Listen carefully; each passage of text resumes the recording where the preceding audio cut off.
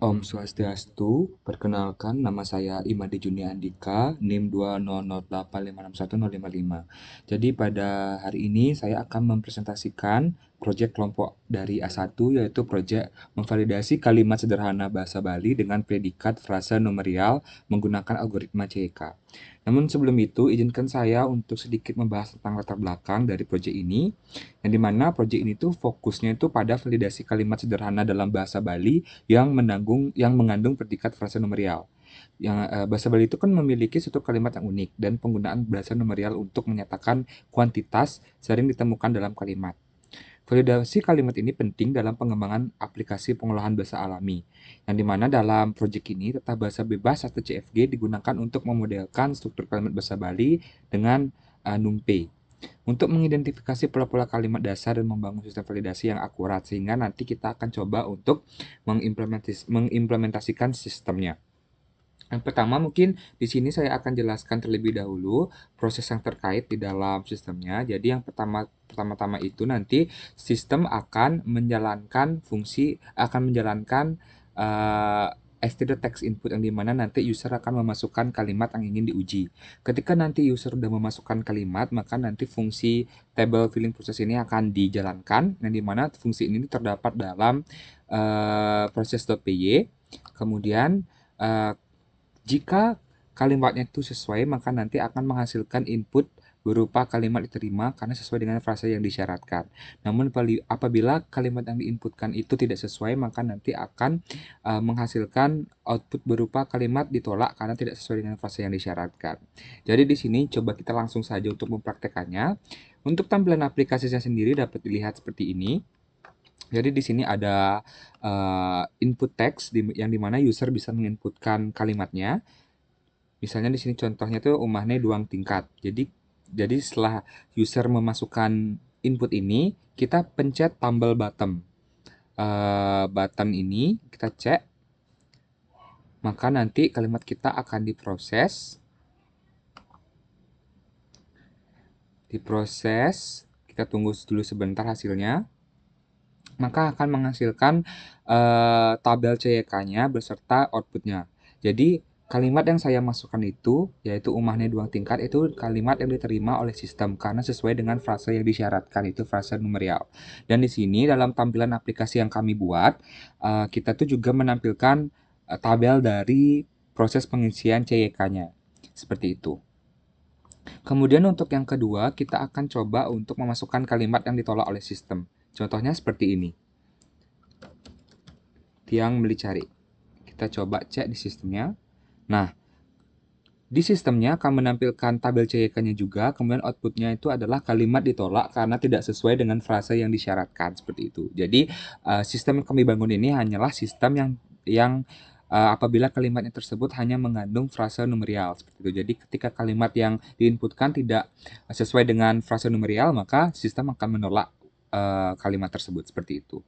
Baik, perkenalkan nama saya Dian Resvina dengan NIM 2308561025. Di sini saya akan lanjut untuk menjelaskan mengenai data penelitian.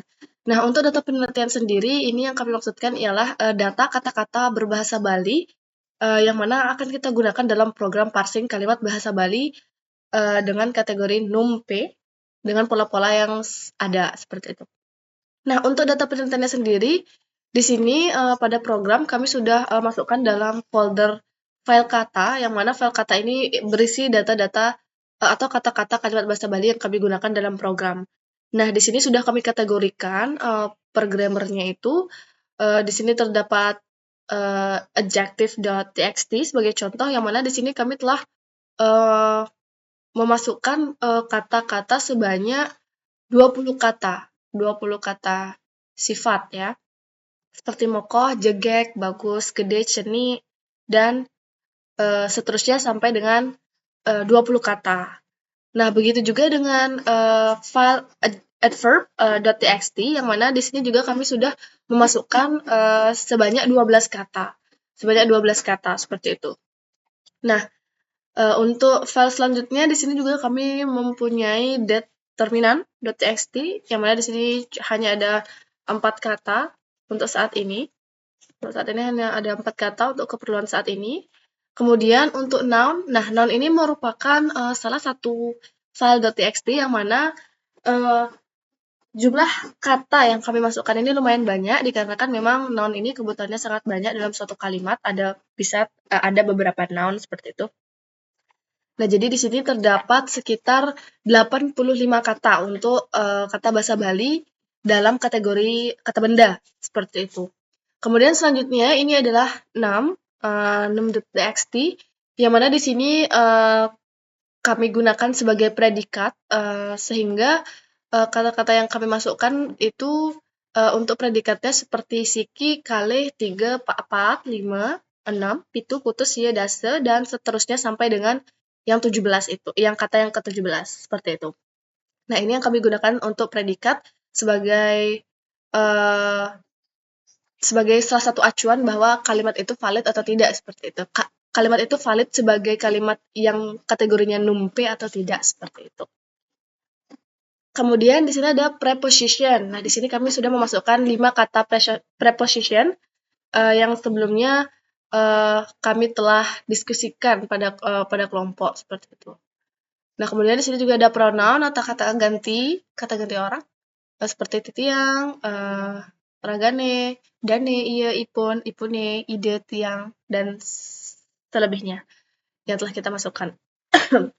Dan selanjutnya di sini ada proper noun. Nah, proper noun ini juga termasuk file dengan jumlah kata-kata yang banyak, yang mana di sini kami temukan sebanyak 154 kata proper noun. Proper noun. Nah, kemudian yang selanjutnya ini adalah verb atau kata kerja, yang mana di sini kami memasukkan sebanyak 16 kata seperti beli, membelanja, ngajeng, habis itu melali, ada pemelajah, mesepedaan, dan seterusnya sampai dengan kata yang ke-16. Nah, kata-kata ini adalah kata-kata yang telah kami kategorikan berdasarkan diskusi kami sebelumnya ketika kami mendapatkan data-data ini, kami kategorikan secara langsung pada diskusi kelompok mana yang masuk ke dalam kategori adverb, mana yang tidak masuk ke dalam kategori adjektif, ataupun mana yang masuk ke dalam kategori noun, pronoun, proper noun, dan selebihnya. Nah, selain itu, di sini kami juga memiliki beberapa acuan soal atau dataset of kalimat, dataset of kata, atau berupa kalimat yang valid ataupun invalid. Nah, sehingga dari kalimat itu kita akan pecah kalimat tersebut per katanya dan kita akan masukkan lagi dia ke dalam file-file tersebut.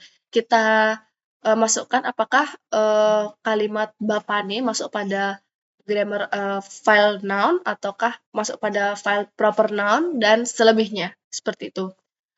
Selain dari hasil diskusi kelompok kami, di sini kami juga menggunakan sedikit bantuan artificial intelligence untuk sedikit memvalidasi apakah hasil pemikiran kami atau pengkategorian yang telah kami lakukan itu sudah termasuk pengkategorian yang benar seperti itu. Nah, mengapa ini penting untuk kita lakukan agar ini sesuai seperti itu? Dikarenakan program parsing ini tidak akan jalan atau tidak akan memberikan output yang sesuai ketika kita menginputkan kalimat di mana katanya tidak tercantum dalam file-file yang telah kita inisialisasi ini, seperti itu. Sehingga nanti program parsing ini akan mengatakan bahwa kata dari kalimat tersebut tidak tersedia pada program, seperti itu. Maka dari itu penting untuk kita mengkategorikan dan menginputkan kata tersebut pada file-file ini untuk dijelaskan di dalam program. Seperti itu. Nah, itu sendiri untuk data-data kalimatnya. Teknik data penelitiannya. Nah, kemudian di sini saya juga akan melanjutkan membahas tentang teknik pengumpulan data. Nah, untuk teknik pengumpulan datanya sendiri, di sini kami kategorikan menjadi 4 teknik, yang mana ini yang pertama itu adalah internet. Maksud dari internet sendiri ini apa? Jadi kami juga mendapatkan beberapa kata bahasa Bali tersebut dari beberapa situs website yang ada di internet. Kami mencari mengenai kata bahasa Bali, kemudian mengenai maknanya, dan beberapa validasi kata tersebut termasuk pada kategori grammar yang mana, seperti itu. Sehingga kami cantumkan internet sebagai salah satu teknik pengumpulan data kami. Kemudian yang kedua di sini ada Kamus Bahasa Bali yang mana walaupun tidak begitu lengkap karena masih sedikit yang mengembangkan, namun kami juga menemukan beberapa kata ini dari Kamus Bahasa Bali, sehingga di sini Kamus Bahasa Bali juga kita cantumkan dalam salah satu teknik pengumpulan data kita. Dan yang ketiga ini adalah wawancara. Apa maksud dari wawancara? Jadi dalam proses pengumpulan data ini kami juga beberapa kali menanyakan pada orang-orang yang pandai atau fasih dalam berbahasa Bali untuk mengetahui arti dari bahasa Bali tersebut dan sekiranya apakah pengkategorian yang kami lakukan ini cocok dengan arti dari kata bahasa Bali tersebut. Jadi di sini wawancara terhadap orang yang fasih berbahasa Bali juga kita cantumkan pada teknik pengumpulan data kita. Kemudian yang keempat atau yang terakhir itu ialah dataset pada studi perkuliahan. Nah, yang ini adalah yang saya maksud sebelumnya, yang mana di sini kami juga diberikan dataset of kata atau kalimat-kalimat yang termasuk kalimat valid maupun invalid. Nah, dari kalimat tersebut tentunya di dalam file yang menampung kata-kata bahasa Bali kami, tentunya harus ada kata-kata yang terdapat di kalimat tersebut, seperti itu. Nah, jadi kalimat-kalimat tersebut kami pecah lagi sesuai dengan kategorinya, kami masukkan lagi ke dalam data-data kata bahasa Bali yang terdapat di file-file kami sebelumnya. Nah, sehingga dari sana itu akan menambah lagi data kata-kata bahasa Bali kami, seperti itu. Nah, begitupun nanti ketika kita menguji kalimat tersebut akan jalan dan teruji apakah diterima atau ditolak dikarenakan kata-katanya sudah kita inputkan sebelumnya di kalimat tersebut, sehingga nanti di sesi pencocokannya itu ada, sehingga nanti program parsingnya tidak akan mengatakan bahwa kata tersebut tidak ada pada program parsing, seperti itu. Nah, ini mungkin untuk teknik pengumpulan datanya. Mungkin selanjutnya di sini saya akan menjelaskan sedikit mengenai production-nya, file production-nya. Nah, yang mana file production-nya ini di sini adalah proses pengubahan bentuk CFG ke dalam bentuk normal form-nya. Nah, di sini sudah ada set of production kami. Nah, untuk sebelumnya set of production kami ini agak sedikit sederhana. Nah, sehingga program parsing kami ini ada sedikit tidak dapat menjangkau kalimat-kalimat kompleks yang diberikan untuk pengujian. Nah, maka dari itu di sini terdapat sedikit modifikasi, terdapat sedikit tambahan yang mana sebelumnya untuk pelengkap ini hanya ada ADJP. Namun, agar dapat menjangkau kalimat yang sedikit lebih kompleks, di sini kita tambahkan juga verb dan ADV verb-nya. Nah, seperti itu. Nah, sehingga nanti untuk bentuk CFG-nya akan menjadi seperti ini, dan selanjutnya kita akan import atau convert, maksud saya, convert dengan script, sedikit script ini untuk ke bentuk normalnya, sehingga nanti dari bentuk normalnya itu akan keluar output seperti yang di bawah. Nah, ini merupakan hasil hasil konversinya akan kita gunakan seperti itu. Nah, ini merupakan hasil konversi yang akan kita gunakan. Sebenarnya ini kita bisa lihat di file.grammar, namun ini akan dijelaskan secara lebih rinci oleh teman saya. Jadi kita cukup pada file production-nya saja.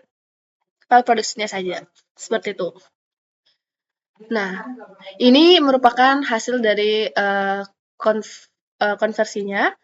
Baik, di sini saya akan melanjutkan penjelasan mengenai metode analisis data, di mana pada metode analisis data ini menggunakan algoritma CEK yang digunakan untuk membuat sistem validasi kalimat bahasa Bali dengan predikat prasenomorialia atau NUMPE, di mana jenis data yang digunakan itu nantinya dikelompokkan berdasarkan predikatnya dalam sebuah file pada program.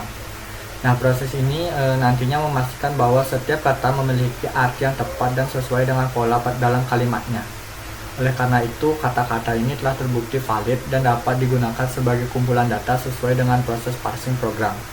Nah, di mana ini memastikan bahwa program validasi ini dapat memproses kalimat bahasa Bali dengan lebih akurat dan efisien, terutama untuk memvalidasi predikat prasenomorialia, di mana nantinya set datanya itu akan disimpan dalam file .txt yang disesuaikan dengan predikat-predikatnya. Nah, di mana setiap set data dalam predikat-predikat ini nantinya akan disimpan dalam sebuah folder pada program yang nantinya disimpan dengan nama file underscore kata pada program yang telah dibuat. Nah, nantinya di dalam file txt ini nantinya terdapat beberapa set data kata-kata dalam bahasa Bali yang sesuai dengan predikatnya. Contohnya di sini menggunakan ADV, dimana contohnya itu pisan, selesai, kapah, gati, semeng, starte, paling, enggal, saking, jani, ibi, peteng, suwe. Nah, dimana nantinya set data ini bisa ditambahkan lagi sehingga nantinya saat memvalidasi kata bisa sesuai dan banyak kalimat yang bisa dilakukan validasi. Nah, metode analisis data ini digunakan dalam mengembangkan sistem validasi kalimat bahasa Bali pada predikat prasenumeralia menggunakan algoritma CK, di mana menggunakan data kualitatif dengan pendekatan deskriptif. Baik, selanjutnya di sini saya akan menjelaskan mengenai salah satu baris program yang disimpan pada folder file general.py, di mana pada file general di sini nantinya digunakan untuk membaca dan memasukkan data kata dari setiap fase, dan nantinya digunakan untuk grammar. Nah, selain itu di sini juga akan mengecek apakah kata-kata inputan sudah terdaftar atau masuk di dalam filenya. Nah, di sini pada baris program berikut nantinya akan membuka file bernama fob.txt yang terletak di dalam direktori file underscore kata dengan mode R yang mana ini berarti file dibuka dalam mode read atau hanya untuk membaca. Nah, lalu untuk file read di sini akan membaca seluruh isi file sebagai satu string panjang yang nantinya akan di-split atau membagi string panjang tersebut menjadi daftar list, di mana setiap string ini dipisahkan oleh karakter new line, di mana setiap baris dalam file akan menjadi elemen dalam daftar kata kerja atau disimpan dalam variabel kata kerja. Nah, lalu nanti file .close di sini digunakan untuk menutup file yang telah dibuka tadi. Nah, di mana pada baris-baris program di bawahnya juga hampir sama, nantinya akan dibuka dan dibaca. File .nya akan dibuka dan dibaca lalu di split, yang mana disimpan sebagai kata benda, sama halnya juga baris program di bawahnya, yang nantinya variabel-variabel tersebut akan disimpan dan digunakan pada grammar.py di sini. Nah, dimana akan digunakan pada grammar di sini.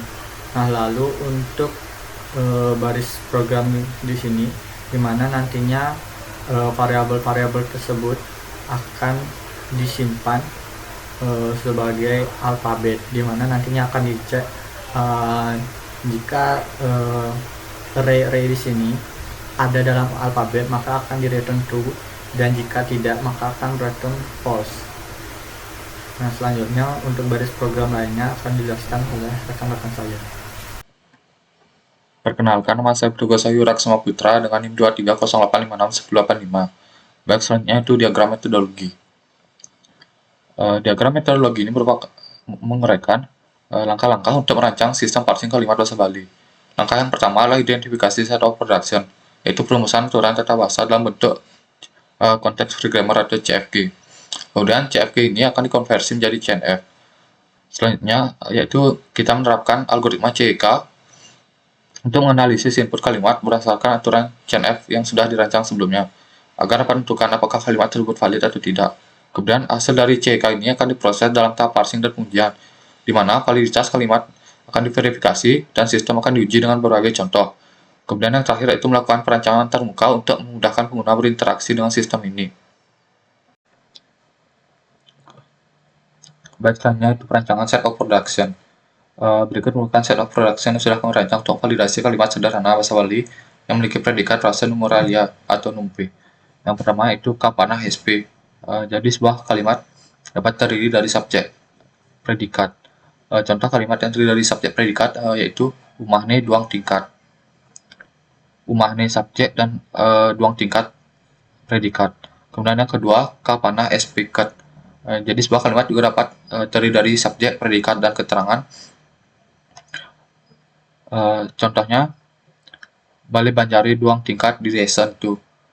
Bale Banjari subjek, duang tingkat predikat, dan di Banjar di desa itu keterangan. Kemudian yang ketiga, ka panah es people. Contoh kalimat yang terdiri dari subjek, predikat, dan pelengkap. Sampine duang ukut moko pisan. Sampine subjek, duang ukut predikat, dan moko pisan pelengkap. Kemudian yang keempat, ka panah es people ket.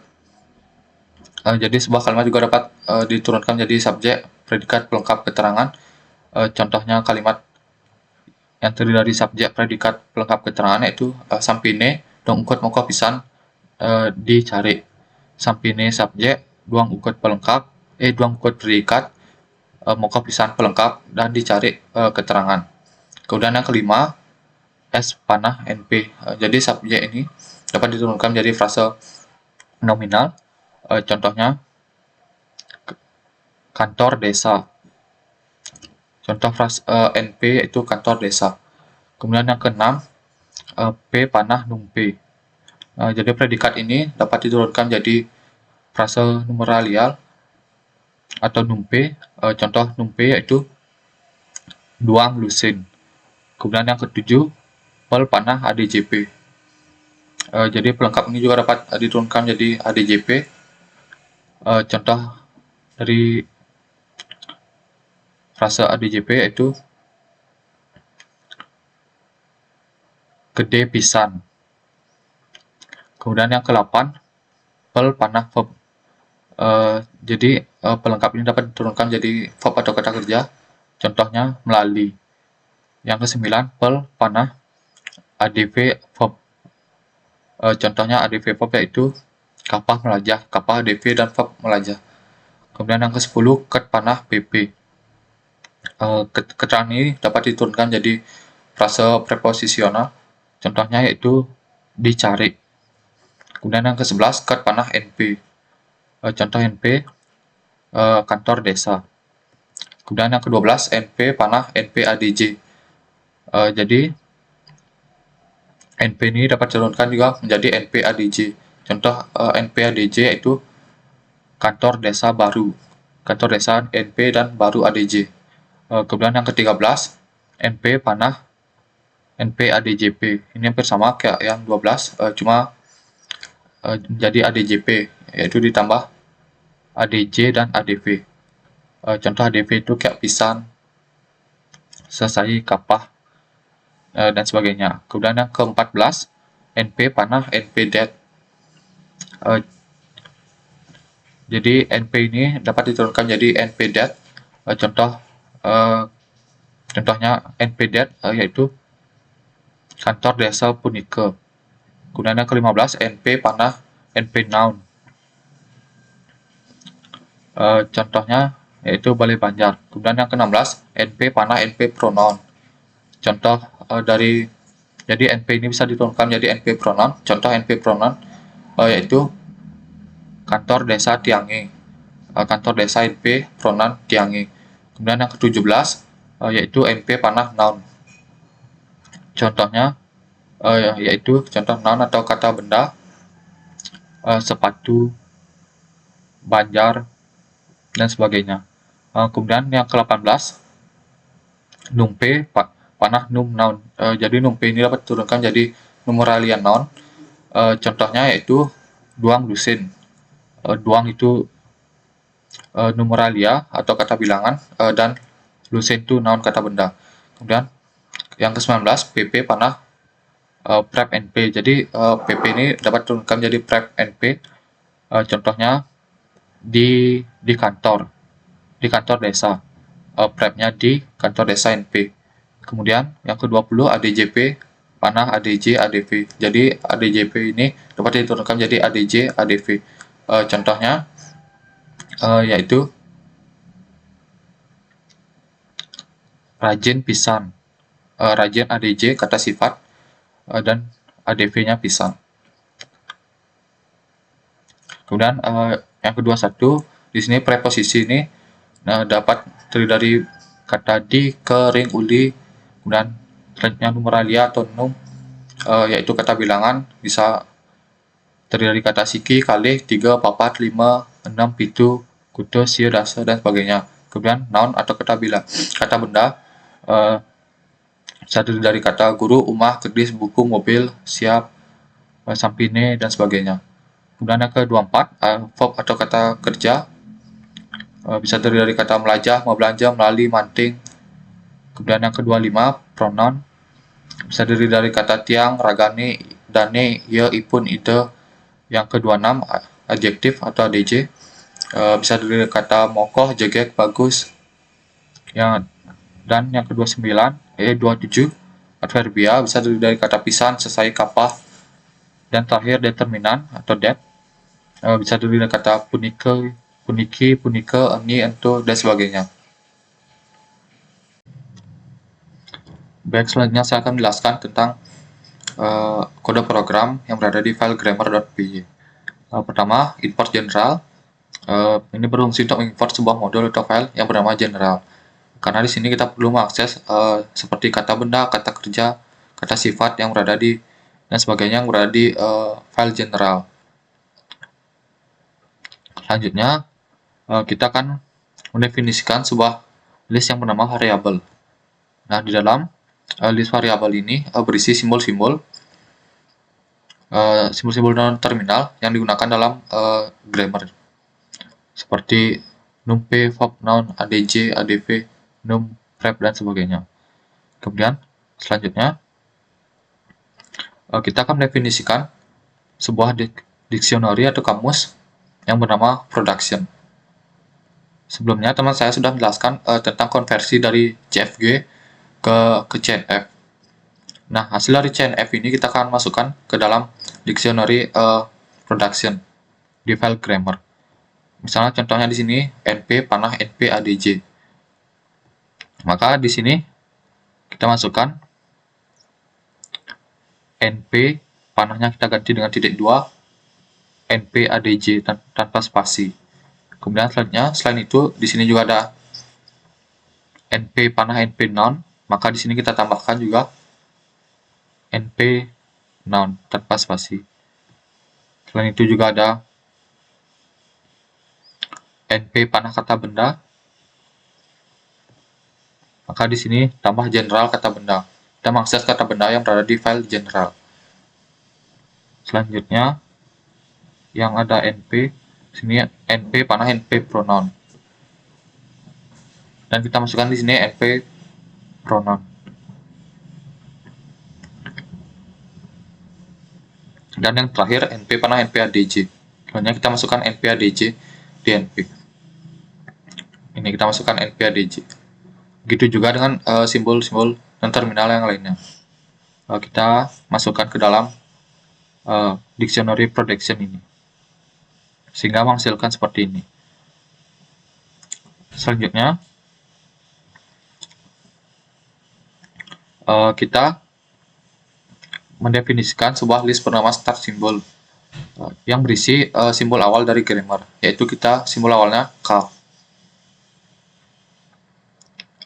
Soalnya di sini kita mendefinisikan sebuah fungsi bernama check production yang menerima sebuah list input array.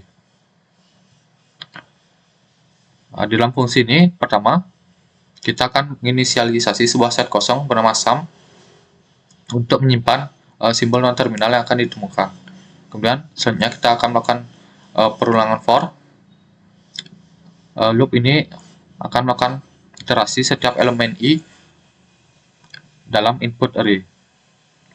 Kemudian di dalam perulangan ini ada perulangan lagi, yaitu yang berfungsi untuk melakukan loop untuk setiap simbol non terminal pada indeks ke j yang berada di list variable. Dan dalam perulangan ini terdapat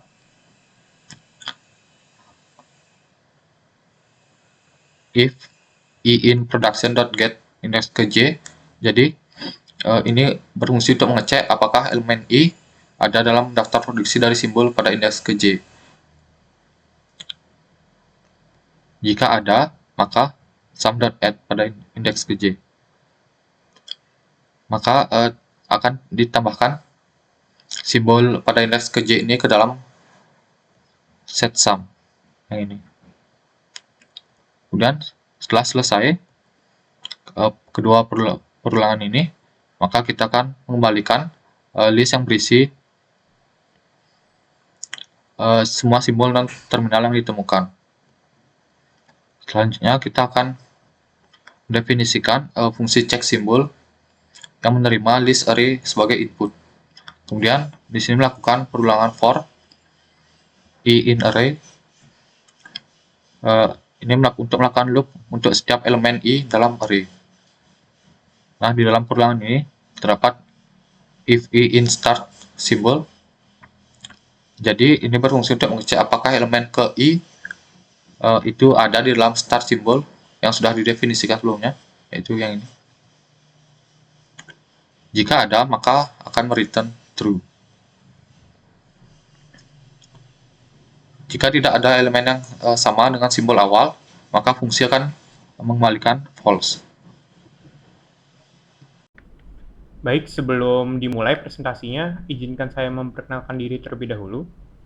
Saya Benedictus Albert Effendi dengan NIM akhir 055 dari kelompok A1. Langsung saja kita masuk ke kodenya. Jadi ini saya di sini akan menjelaskan kode proses PY, di mana ini merupakan bagian dari kode utama dalam proses algoritma CK yang telah kelompok kami buat. Nah, jadi pertama itu kami akan mengimport grammar atau mengimport data-data yang ada pada kode grammar.py karena nanti akan digunakan untuk mengecek apakah inputnya itu berada pada set of production-nya. Kemudian import Streamlit karena kami di sini menggunakan Streamlit untuk menjalankan kode kami di web nanti. Nah, terus yang pertama itu akan ada sebuah fungsi yang kami beri nama createTable. Yang tujuannya ini nanti dia akan membuat sebuah tabel 2 dimensi dengan ukuran n kali n, dan saat pertama dibuat itu hanya akan berisi list kosong. Kemudian selanjutnya di sini ada fungsi lagi yang bernama concat, yang sesuai namanya ini adalah fungsi untuk yang nanti akan kami gunakan untuk mengkonkatenasi atau menggabungkan isi atau list yang ada pada tabel nanti untuk diproses selanjutnya sesuai dengan algoritma CK. Nah, lanjut sekarang ada fungsi yang namanya table filling process. Ini merupakan proses utama dari algoritma kami di mana kami akan mengisi tabel-tabelnya. Yang pertama itu ada suatu untuk memvalidasi bahwa array input itu tidak boleh kosong. Jadi kalau array-nya kosong, maka dia akan mengembalikan nilai ini array input tidak boleh kosong dan akan return false. Kemudian akan ada sebuah variabel n yang digunakan untuk menyimpan panjang dari array input. Kemudian, nah di sini ada pembuatan 2 buah tabel. Jadi kami membuat satu tabel yang bernama table yang digunakan untuk menyimpan hasil produksi grammar, dan tabel result yang digunakan untuk menampilkan proses dan nantinya bisa digunakan dalam proses debugging misal ada error. Jadi saya tunjukin akan ada 2 tabel, ini tabel CK-nya yang utama untuk proses dan ini untuk result, untuk visualisasi dan untuk debugging nantinya. Balik ke kode lagi. Jadi pertama ini ada sebuah loop untuk memproses substring dari array tersebut dengan panjang 1. Jadi pertama itu akan diambil sebuah substring yang satu buah substring setelah tadi string input itu dipecah, dan akan dibuat sebuah variable productions yang nanti isinya itu adalah hasil dari grammar check substring yang telah diambil. Jadi di sini jika if production is none atau tidak ada di dalam produksi, jadi produksi itu bernilai kosong, maka dia akan return false. Dan jika ada, maka pada tabel i, akan diisi oleh nilai pada variable productions, dan pada tabel result 0,i akan diisi productions juga. Dan jika tidak ada, maka akan di strip atau kosong. Nah, bisa dilihat di dua tabel ini adalah tabel hasil dari loop pertama, di mana di sini pada tabel CK berarti untuk yang pertama itu di 0,0, atau misalnya di sini saya menggunakan kalimat yang sederhana yang berpola SP yang bernama umahne 2 tingkat. Nah, jadi saat pertama diambil umahne, hasil proses pemrosesan adalah seperti ini, kemudian duang di sini dan tingkat tuh di sini. Setelah itu, setelah dapat semua, karena hasilnya ada, maka akan dimasukkan juga ke tabel result untuk nanti keperluan debugging. Nah, lanjut. Jadi setelah selesai berarti tiga kali loop, karena masing-masing substring kan dipecah, berarti ada 3 substring. Lanjut ke bagian kode selanjutnya. Nah, di sini sama seperti yang di atas tadi, ini untuk memproduksi substring juga, tapi bedanya itu kita mulai panjangnya itu lebih dari 1, atau di sini kita mulai line-nya itu dari 2. Dan akan berhenti saat line-nya itu kurang dari n+1, jadi dia akan berhenti saat panjang substringnya itu sama dengan n, atau 3, sesuai inputnya, misalnya di sini sebagai contoh. Nah, terus di sini akan ada sebuah loop nest, yang di dalamnya itu akan ada beberapa variabel ya. Jadi pertama itu ada start untuk menyimpan posisi awal substring nanti, dan n untuk menyimpan posisi akhir substring, serta akan ada variabel temp yang akan menyimpan list kosong yang nantinya akan digunakan untuk menyimpan hasil konkatenasi dari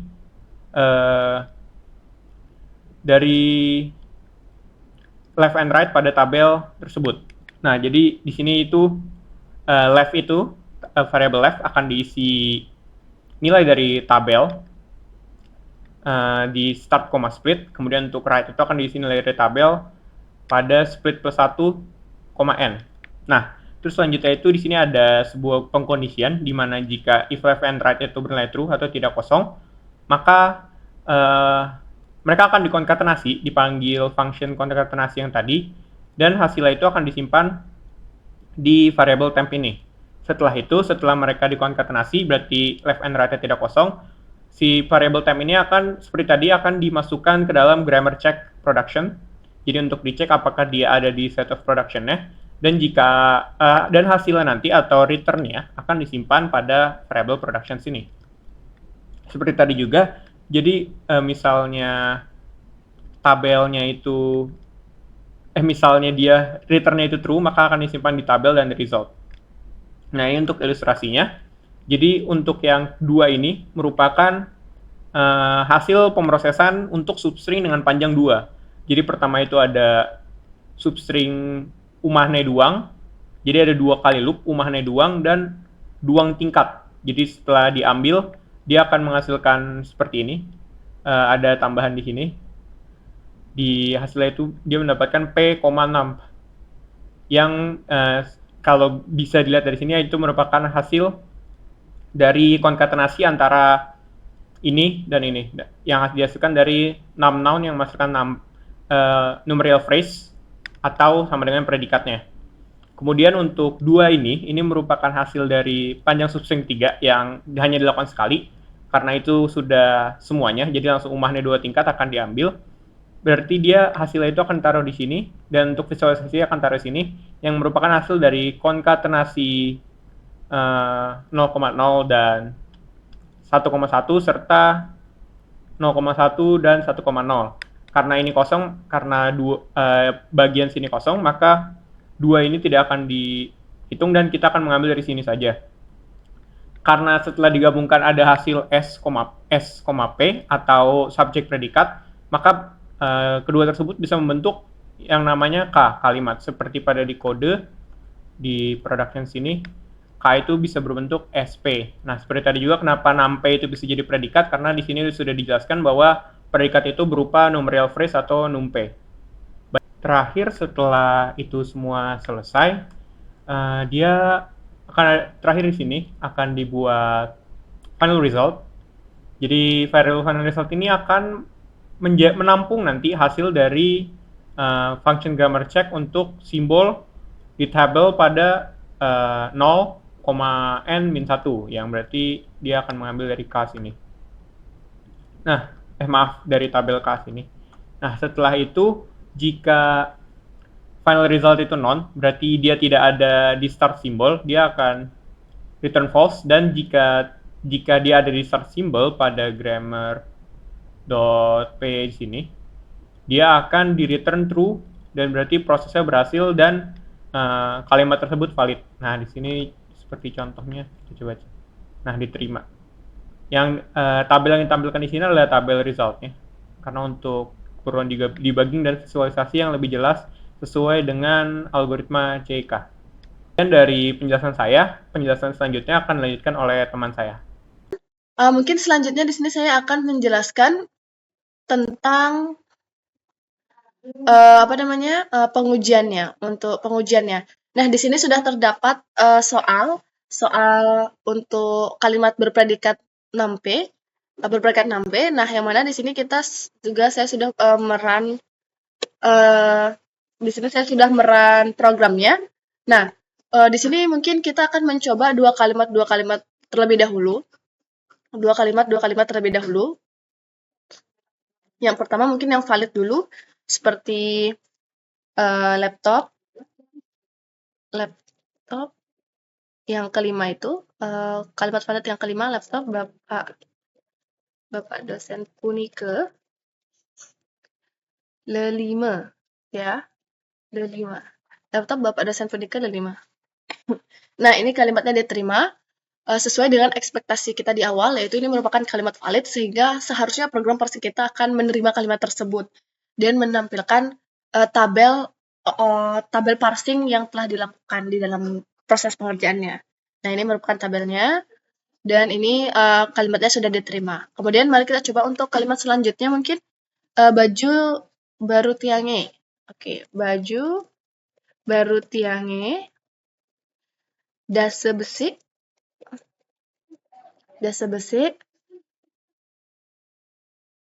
di lemari nih. Baju baru tiange, dase besi di lemari nih. Saya cek. Nah, ini kalimatnya juga diterima. Sesuai dengan ekspektasi juga seperti sebelumnya, yaitu ini kalimat valid seharusnya memang diterima oleh program parsing kami. Dan ini juga sudah diberikan tabel parsingnya, output dari tabel parsingnya. Nah, bagaimana dengan kalimat yang invalid? Seharusnya ini menjadi lebih gampang untuk ditentukan. Seperti Bapak Ibunya mungkin. Bapak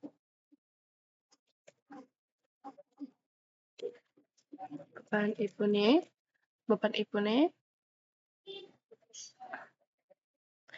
sampun dados balian sakti. Sampun dados balian sakti saking suwe pisan. Oke. Saking suwe pisan, ya. Bapak Ibune sampun dados balian sakti saking suwe pisan. Nah, ini ditolak. Sesuai dengan ekspektasi sebelumnya, yaitu kalimat ini tidak valid seperti itu. Yang mana kan di sini predikatnya bukan berupa numerilia, sehingga ini memang seharusnya ditolak oleh program parsing kami seperti itu. Kemudian mungkin contoh selanjutnya anaknya untuk Pragina uli desa cek. Pragina uli desa yang ini kita cek. Tunggu, mungkin Pragina.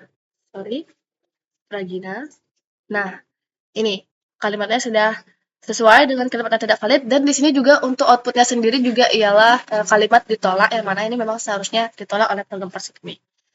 Nah, ini juga kami sudah mencoba keseluruhan dari kalimat valid yang harus diuji dan kalimat invalid yang harus diuji. Nah, seluruh uji coba yang kami lakukan ini telah kami masukkan, baru saja kami masukkan ke dalam laporan kami dengan bentuk visualisasi seperti ini. Sehingga yang untuk kalimat-kalimat valid di sini dengan latar belakang biru, di sini kami sudah memasukkan kalimat inputnya apa. Kemudian ini hasil dari program parsing kami, dan di sini sedikit penjelasan bahwa kalimat tersebut diterima atau ditolak seperti itu. Nah, untuk kalimatnya di sini sudah terdapat 10 sesuai dengan kalimat valid yang diberikan.